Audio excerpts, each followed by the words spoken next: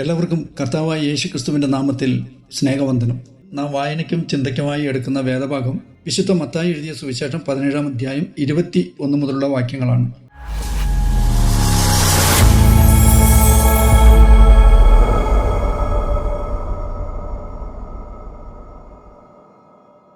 ഇരുപത്തിയൊന്നാം വാക്യത്തിൽ, നിങ്ങൾക്ക് കടുകുമണിയോളം വിശ്വാസമുണ്ടെങ്കിൽ ഈ മലയോട് ഇവിടെ നിന്ന് അങ്ങോട്ട് നീങ്ങുക എന്ന് പറഞ്ഞാൽ അത് നീങ്ങും, നിങ്ങൾക്കൊന്നും അസാധ്യമാകയില്ല എന്ന് യേശു കർത്താവ് പറയുന്നതായി നാം കാണുന്നു. ക്രിസ്തുവിന്റെ ശിഷ്യന്മാർക്ക് ഒരു വ്യക്തിയുടെ മകനിൽ നിന്ന് ഭൂതത്തെ പുറത്താക്കാൻ കഴിയാഞ്ഞതും അതിനെ തുടർന്ന് എന്തുകൊണ്ടാണ് തങ്ങൾക്ക് ഭൂതത്തെ പുറത്താക്കാൻ കഴിയാഞ്ഞതെന്ന് അവർ യേശുവിനോട് ചോദിച്ചപ്പോൾ, നിങ്ങളുടെ അല്പവിശ്വാസം കാരണമാണെന്നും നിങ്ങൾക്കൊരു കടുകുമണിയോളം വിശ്വാസമുണ്ടെങ്കിൽ ഈ മലയോട് ഇവിടെ നിന്ന് അങ്ങോട്ടേക്ക് നീങ്ങുക എന്ന് പറഞ്ഞാൽ അത് നീങ്ങും, നിങ്ങൾക്ക് ഒന്നും അസാധ്യമായിരിക്കുകയില്ല എന്ന് കർത്താവ് പറയുന്നതായി നാം വായിക്കുന്നു. ലൂക്കോസിന്റെ സുവിശേഷം 17-ാം അധ്യായം 6-ാം വാക്യത്തിലും സമാനമായ ഒരു പ്രയോഗം കർത്താവ് ശിഷ്യന്മാരോട് പറയുന്നതായി കാണാം. തങ്ങളുടെ വിശ്വാസം വർദ്ധിപ്പിച്ചു നൽകണമേ എന്ന് ശിഷ്യന്മാർ അപേക്ഷിക്കുമ്പോൾ, നിങ്ങൾക്ക് കടുകുമണിയോളം വിശ്വാസമുണ്ടെങ്കിൽ ഈ കാട്ടത്തിയോട് വേരോടെ പറഞ്ഞ് കടലിൽ നട്ടുപോക എന്ന് പറഞ്ഞാൽ അത് നിങ്ങളെ അനുസരിക്കുമെന്ന് കർത്താവ് പറയുന്നതായി കാണുന്നു. കർത്താവ് ഇങ്ങനെ പറയുന്നതിന്റെ അർത്ഥം ശ്രദ്ധിക്കാം. കടുകുമണിയോളം വിശ്വാസം പോലും വലിയ കാര്യങ്ങൾ നടത്താൻ കഴിവുള്ളതാണെന്ന് കർത്താവ് പറയുന്നതിലൂടെ സത്യവിശ്വാസം അല്പം മാത്രമെങ്കിലും അതിലൂടെ വ്യാപരിക്കുന്ന ദൈവത്തിന്റെ അനന്തശക്തി ഇവിടെ വ്യക്തമാക്കുകയാണ്. ചെറിയ ഒരു കടുകുമണിയെ ഉദാഹരണമായി ഉപയോഗിച്ചുകൊണ്ട് യഥാർത്ഥ വിശ്വാസമുള്ളവരുടെ ജീവിതത്തിൽ ദൈവം പ്രവർത്തിക്കുന്ന അളവറ്റ ശക്തിയെക്കുറിച്ചാണ് യേശു ആലങ്കാരികമായി സംസാരിക്കുന്നത്. വിശ്വാസത്താൽ പർവ്വതങ്ങളെ നീക്കുകയും മരങ്ങളെ പിഴുതെറിയുകയും ചെയ്യുന്നതിനെക്കുറിച്ചുള്ള ഈ പ്രസ്താവന അക്ഷരാർത്ഥത്തിൽ എടുക്കേണ്ടതിനല്ല, മറിച്ച് അല്പം മാത്രമേ ഉള്ളൂ എങ്കിലും ഉള്ള സത്യവിശ്വാസത്തിന്റെ ശക്തി ആ വിശ്വാസം പോലും ദാനമായി നൽകുന്ന ദൈവത്തിന്റെ സർവശക്തിയെ സൂചിപ്പിക്കുന്നു. കടുകുമണി ഏറ്റവും ചെറിയ വിത്തുകളിൽ ഒന്നാണ്. വളരെ ചെറിയ അളവിലുള്ള സത്യവിശ്വാസത്താൽ വലിയ കാര്യങ്ങൾ ചെയ്യാൻ കഴിയും എന്നതുകൊണ്ട് വിശ്വസിക്കുന്ന ആളിന്റെ ശക്തിയല്ല, ആ വ്യക്തി ആരിൽ വിശ്വാസം അർപ്പിക്കുന്നു ആ ദൈവത്തിന്റെ ശക്തിക്ക് പരിമിതികളില്ല എന്ന് കർത്താവ് വ്യക്തമാക്കുന്നു. മത്തായി 13-ാം അധ്യായം 31-32 വരെയുള്ള വാക്യങ്ങളിൽ ദൈവരാജ്യത്തെ കടുകുമണിയോട് ഉപമിച്ചതിലൂടെ ദൈവത്തിൽ നിന്ന് നൽകപ്പെടുന്ന കാര്യങ്ങൾ അല്പം മാത്രമെങ്കിലും അത് വലിയ കാര്യങ്ങൾ സാധിക്കാൻ ധാരാളവും പര്യാപ്തവുമാണ് എന്നാണ് കർത്താവ് സൂചിപ്പിക്കുന്നത്. സ്വർഗരാജ്യത്തെക്കുറിച്ചുള്ള ഉപമയിൽ ഒരു കടുകുമണി വലിയ വൃക്ഷമായി വളരുന്നത് ഏതാനും ശിഷ്യന്മാർ സുവിശേഷം പ്രസംഗിക്കാനും പഠിപ്പിക്കാനും തുടങ്ങിയപ്പോൾ ക്രിസ്തീയതയുടെ ചെറിയ തുടക്കത്തെയും പിന്നീട് ലോകം മുഴുവൻ നിറഞ്ഞ് വ്യാപരിക്കുകയും ചെയ്തതിനെയും സൂചിപ്പിക്കുന്നു. അതുപോലെ സത്യവിശ്വാസം ദൈവത്തിന്റെ ദാനമായതുകൊണ്ട് തന്നെ ദൈവത്തിൽ നിന്നുള്ള യഥാർത്ഥ രക്ഷാകരമായ വിശ്വാസം ഏറ്റവും ബലഹീനരായ വിശ്വാസികളുടെ ജീവിതത്തിൽ പോലും ക്രമേണ വളരെയധികം അളവിൽ വളരുകയും അത് അവർ സമ്പർക്കം പുലർത്തുന്ന എല്ലാ വ്യക്തികളെയും സ്വാധീനിക്കുവാൻ വ്യാപരിക്കുകയും ചെയ്യുന്നു എന്നതിനെ സൂചിപ്പിക്കുന്നു. ശിഷ്യന്മാർക്ക് ഇത് പ്രധാനപ്പെട്ടതും ശക്തവുമായ ഒരു പാഠമായിരുന്നു. കാരണം അവരുടെ ശേഷിക്കുന്ന ജീവിതകാലം മുഴുവൻ യേശുവിനെ പ്രതിനിധീകരിക്കുമ്പോൾ ഈ അപ്പസ്തോലന്മാർക്ക് അസാധ്യമെന്ന് തോന്നിയ അനേക അത്ഭുതങ്ങൾ ചെയ്യാൻ കഴിഞ്ഞു എന്ന് അപ്പസ്തോല പ്രവൃത്തികളുടെ പുസ്തകത്തിൽ നാം കാണുന്നു. അതൊക്കെ ചെയ്യാനുള്ള ശക്തി ഒരിക്കലും അവരുടെ സ്വന്തം കഴിവിൽ നിന്നോ നന്മയിൽ നിന്നോ പദവിയിൽ നിന്നോ അല്ല, മറിച്ച് അവർ ആശ്രയം വെച്ചിരുന്ന ദൈവത്തിൽ നിന്നാണ് എന്ന് ഈ ആലങ്കാരിക പ്രയോഗത്തിലൂടെ കർത്താവ് വ്യക്തമാക്കുന്നു. സദൃശവാക്യം 3-ാം അധ്യായം 5-6 വാക്യങ്ങൾ നോക്കാം. പൂർണ്ണ ഹൃദയത്തോടെ യഹോവയിൽ ആശ്രയിക്കാം, സ്വന്തം വിവേകത്തിൽ ഊന്നരുത്, നിന്റെ എല്ലാ വഴികളിലും അവനെ നനച്ചുകൊള്ളുക, അവൻ നിന്റെ പാതകളെ നേരെയാക്കും എന്ന്. ദൈവത്തിൽ ആശ്രയിക്കുന്നവന്റെ വിജയത്തിന്റെ കാരണം സ്വന്തം ബുദ്ധിശക്തിയോ കഴിവോ അല്ല, ആശ്രയം വെച്ചിരിക്കുന്ന ദൈവശക്തിയാണെന്ന സത്യം തിരുവെഴുത്ത് നമ്മെ ഓർമ്മിപ്പിക്കുന്നു. 21-ാം വാക്യത്തിൽ, എങ്കിലും പ്രാർത്ഥനയാലും ഉപവാസത്താലും അല്ലാതെ ഈ ജാതി നീങ്ങിപ്പോകുന്നില്ല എന്ന് കർത്താവ് പറയുന്നത് പ്രാർത്ഥനയും ഉപവാസവും ദൈവശക്തി പ്രാപിക്കാൻ ആവശ്യമാണെന്ന് സൂചിപ്പിക്കുന്നു.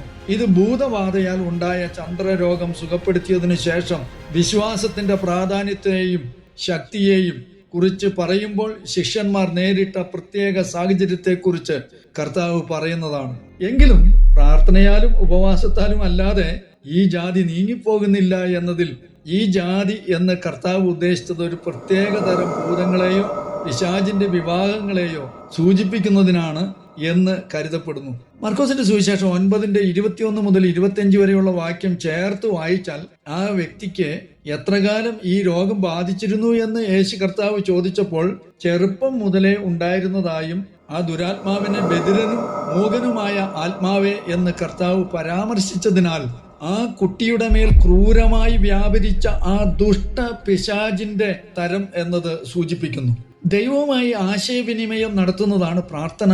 അതുപോലെ തന്നെ ആത്മീയ വളർച്ചയ്ക്കായി ഭക്ഷണമോ മറ്റു ഉല്ലാസപരമായ കാര്യങ്ങളിൽ നിന്ന് വിട്ടുനിൽക്കുന്നതാണ് ഉപവാസം. വചനത്തിന്റെ അടിസ്ഥാനത്തിൽ ദൈവഹിത പ്രകാരം ചെയ്യുമ്പോൾ പ്രാർത്ഥനയും ഉപവാസവും ഒരു വ്യക്തിയിൽ ദൈവം ആത്മീക വർധനയോടെ വിശുദ്ധിക്കും ശുശ്രൂഷകൾക്കും എല്ലാവിധ കഷ്ടതകളും പ്രതിസന്ധികളും തരണം ചെയ്യാനുള്ള ശക്തി പകരുന്നു. അതുകൊണ്ടാണ് പ്രാർത്ഥനയിലൂടെയും ഉപവാസത്തിലൂടെയും മാത്രമേ ആ തരം ദുരാത്മാക്കളെ പുറത്താക്കാൻ കഴിയൂ എന്ന് യേശു പറഞ്ഞത്. എന്നാൽ ശിഷ്യന്മാർ പിശാചിനെ പുറത്താക്കാൻ കഴിയാതെ വന്നപ്പോൾ അവർ വളരെ എളുപ്പത്തിൽ ആ ഉദ്യമം ഉപേക്ഷിച്ചു എന്നും പ്രാർത്ഥനയിലും ഉപവാസത്തിലും ഉറച്ചു നിന്നില്ല എന്നും കർത്താവ് വ്യക്തമാക്കുന്നു. ഇവിടെ സൂചിപ്പിക്കുന്നത് പലതരം പൈശാചിക ആത്മാക്കൾ ഉണ്ടെന്നും അവയുമായി ഉചിതമായി എങ്ങനെ ഇടപഴകണമെന്ന് യേശുവിന് അറിയാമായിരുന്നു എന്നും കർത്താവിന് പുറത്താക്കാൻ കഴിയാത്ത ഒരു പിശാചും ഇല്ല എന്നുമാണ് ക്രിസ്ത്യാനികൾക്ക് ഇവിടെ നിന്നും ഉൾക്കൊള്ളേണ്ടുന്ന പ്രധാന പാഠം. പ്രതിസന്ധികൾ തരണം ചെയ്യാൻ തളരാതെ പ്രാർത്ഥിക്കണമെന്നും ഉപവാസം പ്രാർത്ഥനയെ തീവ്രമാക്കുന്നു എന്നുമാണ്. മത്തായി 17:22-23 വാക്യങ്ങളിൽ യേശുവും ശിഷ്യന്മാരും ഗലീലയിൽ ഒരുമിച്ച് കൂടുമ്പോൾ മനുഷ്യരുടെ കയ്യിൽ തന്നെ ഏൽപ്പിച്ചു കൊടുക്കുമെന്നും അവർ കൊല്ലുമെന്നും 3-ാം നാൾ ഉയർത്തെഴുന്നേൽക്കുമെന്നും യേശു കർത്താവ് ശിഷ്യന്മാരോട് പറയുന്നു എന്നും കർത്താവിന്റെ ഈ വാക്കുകൾ ശിഷ്യന്മാരെ വല്ലാതെ ദുഃഖിപ്പിക്കുന്നു എന്ന് നാം വായിക്കുന്നു. ഇവിടെ കർത്താവ് നൽകുന്ന പ്രസ്താവനകൾ സൂക്ഷ്മമായി ശ്രദ്ധിക്കാം. ഒന്നാമതായി, മനുഷ്യരുടെ കൈകളിൽ ഏൽപ്പിക്കപ്പെടും എന്ന പ്രസ്താവന പരിശോധിക്കുമ്പോൾ യേശു തന്റെ ശിഷ്യന്മാരോട് മനുഷ്യർ തന്നെ പിടികൂടുമെന്ന് മുൻകൂട്ടി പറയുക മാത്രമല്ല, അവരുടെ കൈകളിൽ ഏൽപ്പിച്ചു കൊടുക്കപ്പെടും എന്ന് പറയുന്നു. ഏൽപ്പിക്കുക എന്നാൽ കൈമാറുക എന്നതിനെ സൂചിപ്പിക്കുന്നു. ഇത് അവന്റെ 12 ശിഷ്യന്മാരിൽ ഒരാളായ യൂദാസിൽ നിന്ന് ഒറ്റിക്കൊടുക്കപ്പെടുമെന്നതിനെ സൂചിപ്പിക്കുന്നു.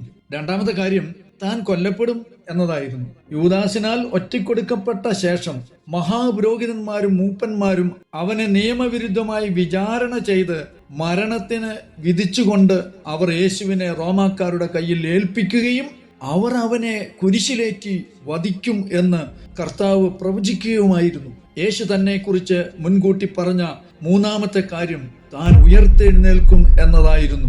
താൻ കൊല്ലപ്പെട്ടാലും മരിച്ച നിലയിൽ തുടരില്ല എന്നും വീണ്ടും ജീവൻ പ്രാപിക്കും എന്നും ക്രൂശിക്കപ്പെട്ടതിനു ശേഷം 3-ാം ദിവസം ഉയർത്തെഴുന്നേൽക്കുമെന്നും കർത്താവ് ഇവിടെ പ്രവചിക്കുന്നു. യേശു കർത്താവ് പറഞ്ഞത് കേട്ടപ്പോൾ ശിഷ്യന്മാർ അത്യധികം ദുഃഖിതരും അസ്വസ്ഥരുമായി. കർത്താവ് എന്താണ് ഉദ്ദേശിച്ചതെന്ന് അവർ ഗ്രഹിച്ചില്ല എന്നും എന്നാൽ അതിനെപ്പറ്റി ചോദിക്കാൻ ശിഷ്യന്മാർക്ക് ഭയമായിരുന്നു എന്നും മർക്കോസ് 9-ാം അധ്യായം 32-ാം വാക്യം കൂടെ ചേർത്ത് വായിക്കുമ്പോൾ നാം മനസ്സിലാക്കുന്നു. കർത്താവ് മരിച്ചുയർത്ത ശേഷമാണ് കർത്താവിന്റെ പ്രസ്താവനകൾ കൃത്യമായി ശിഷ്യന്മാർക്ക് മനസ്സിലായത് എന്നും അതുവരെ അവർക്ക് അത് മറഞ്ഞിരുന്നു എന്നും ലൂക്കോസ് 18:31-34 വരെയുള്ള വാക്യങ്ങളിലും യോഹന്നാൻ 12-ാം അധ്യായം 16-ാം വാക്യത്തിലും നാം വായിക്കുന്നു.